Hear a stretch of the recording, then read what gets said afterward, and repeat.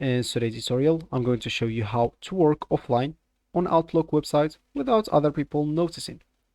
So first of all, all you need to do, just go and open the browser that you're going to use to follow this tutorial steps with. So of course, here in my case, I'm actually using Brave, but of course in your case, you can use any other browser, could be possibly working for you. Of course, it could be like Google Chrome, I don't know, maybe Opera, Brave, like me, even Internet Explorer if it's working for you, Firefox, Microsoft Edge, whatever working for you, this will be great. Just go and open it, then go here. Once you open it, go here to the URL section and type outlook.live.com and hit the enter button. So sorry, that will open this page for you. But that's simply if you are logged in into your account. Of course, if you are not logged in into your account, you'll find at the top right corner of the screen that you have a sign in option. If you click on it, you'll be able to log in into your account if you have one.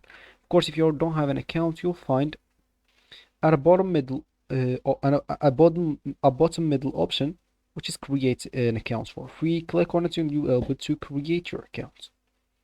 Of course, once you did one of those two options that I said, you will find yourself here with this home page.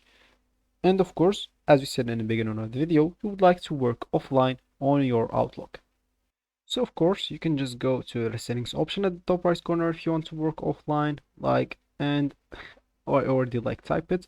Just go here and type at the search offline. Then go to automatic replies, and of course, you can enable to load the settings. You can enable the settings, but I don't know why it's not I don't know why it's not loading, but of course for you just set an automatic reply that people will receive while you are offline, and that's how you will be able to work offline on the Outlook website. So that will actually for this tutorial. I hope you like it. Thank you guys for watching. Goodbye.